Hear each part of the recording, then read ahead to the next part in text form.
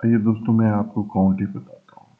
Count if basically formula ऐसा है कि हम किसी चीज़ को काउंट करते हैं। जैसे मान लीजिए कि बी कॉलम में हमारे नेम्स हैं, ढेर सारे नेम्स हैं, जिसमें टुन्नी मल्टीपल टाइम है, रानी मल्टीपल टाइम है, कितने बार रिपीट हुए हैं ये नाम। तो इसके लिए हम क्या लगाते हैं, जैसे फंक्शन है हमारा equal to COUNT count if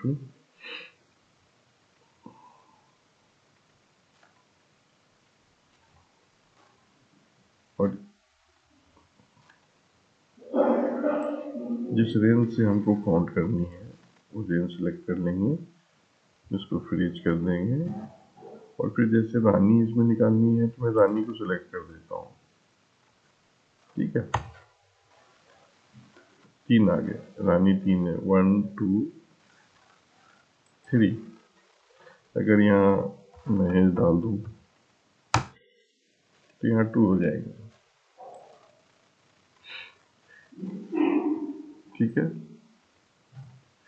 एक सिंपल ये काउंट इफ हो गया, लेकिन कंडीशन के साथ काउंट इफ, वो भी मैं बताता हूँ अभी। जैसे मान लो कि ये नंबर है हमारे, लेकिन इसमें इस नंबर में से 100 के ऊपर कितने नंबर हैं, कंडीशन लगी हुई। एक तो जनरली हम अगर काउंट कर लें 100 की नाम, जैसे अभी मैंने बताया कि टुन्नी कितनी बार है, रानी कितनी बार है, तो वो हमने काउंट कर लिया। लेकिन नंबर में हम काउंट, जैसे 75 कितने बार है वो तो काउंट कर लेंगे, लेकिन अगर 100 से ऊपर कितने हैं, 125 से ऊपर कितने हैं, ये काउंट करने के लिए इसको हम बोलते हैं काउंट इफ विद कंडीशन। इसके लिए क्या होता है, जैसे मैं यहाँ पे लगाता हूँ इक्वल टू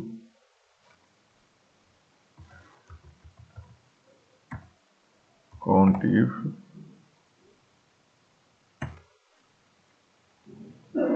इस डेटा से मुझे 100 के ऊपर कितनी वैल्यू है उसको फाइंड करना है, कॉमा दिया, और ये 100 से ऊपर है तो इसको सिलेक्ट कर लूँगा। अगर मान लीजिए 125 से ऊपर चाहिए, नीचे चाहिए, तो वो मैं कर लूँगा।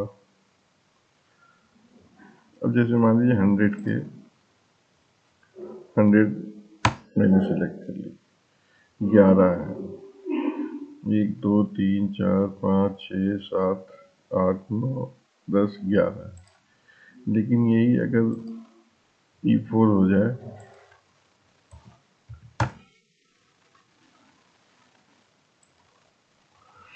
तो 125 से नीचे, 125 से नीचे कौन है, 1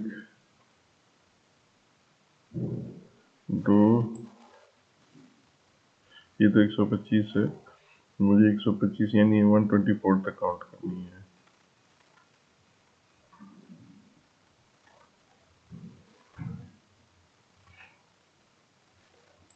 ये गलत आ रहा है, ये 15 तक की मैंने सेलेक्ट करी हुई है, इसको 16 तक करनी है ना।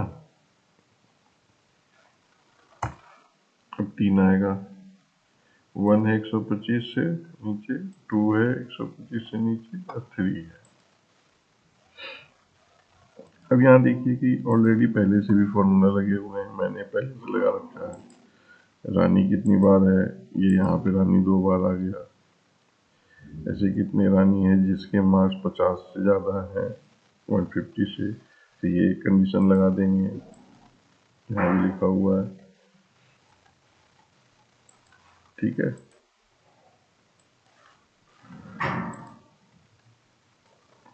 अब इसके साथ एक और चीज़ बताता हूँ। एक वाइल्ड कार्ड होती है, जैसे किसी के नेम में, जैसे स्टार NNI, ये NNI तो पता है, लेकिन स्टार इससे पहले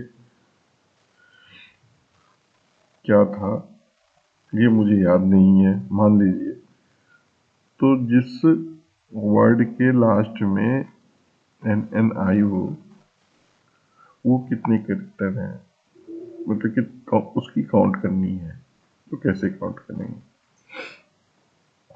जैसे यहाँ पे आप देखें, जैसे गूगल पे सर्च करने पर एग्जैक्ट नहीं आता है, पर उससे जो संबंध हो, संबंध जो भी है उसे गूगल सर्च कर देता है। जैसे स्टार, अब जैसे स्टार एन एन आई करेंगे तो लास्ट में जितने भी एन एन आई वर्ड के होंगे वो सबको फाइंड करके रख देगा। तो कैसे फाइंड करेंगे? अब जैसे ये देखिए एन एन आई फाइंड किया, अब यहाँ पे हमने सिर्फ काउंट टिप लगाया, काउंट टिप सेलेक्ट किया। मैं लगा देता हूँ एक, ये तो पहले से लगा हुआ है, इक्वल टू काउंट टिप।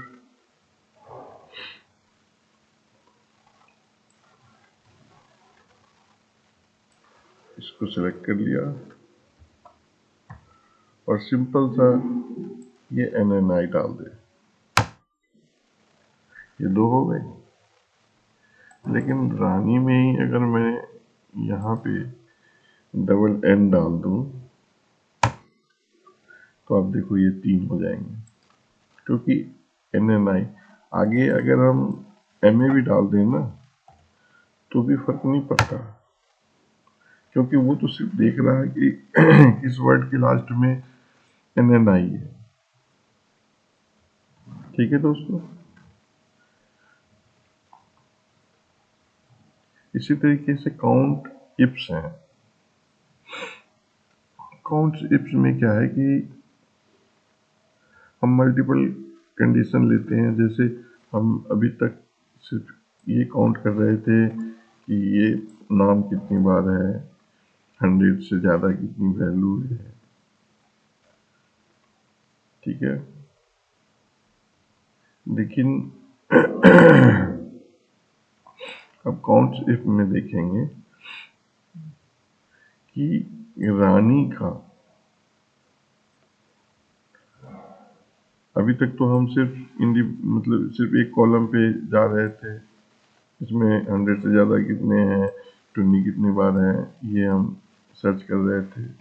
लेकिन अब मुझे फाइंड करनी है रानी का 150 से ज़्यादा कितनी बार एंट्री है।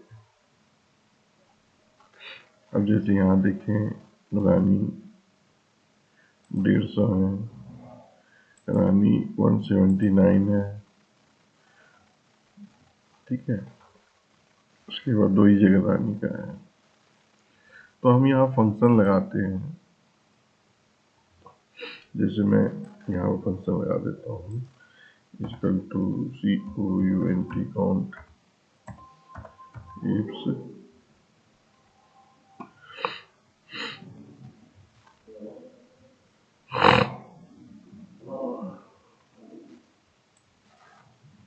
इसको सिलेक्ट कर लिया, इसको फ्रीज कर लिया, कॉमा लिया।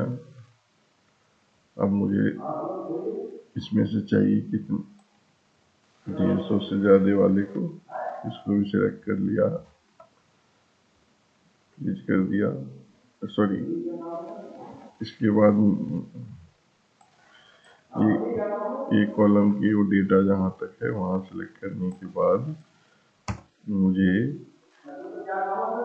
इस कॉलम में, बी कॉलम में रानी फाइंड करनी है, तो रानी को सिलेक्ट करूँगा, फिर कॉमा डालूंगा। 150 से ज़्यादा मुझे फाइंड करनी है, तो इसको सिलेक्ट कर लूँगा इस कॉलम का। और कितनी, इससे ज़्यादा फाइंड करनी है, 150 से ज़्यादा फाइंड करनी है, तो ये 5150 सेलेक्ट कर लूँगा और इसको इंटर मार दूँगा। ये 1 हो गई। अभी आप देखें ये वैल्यू सही है।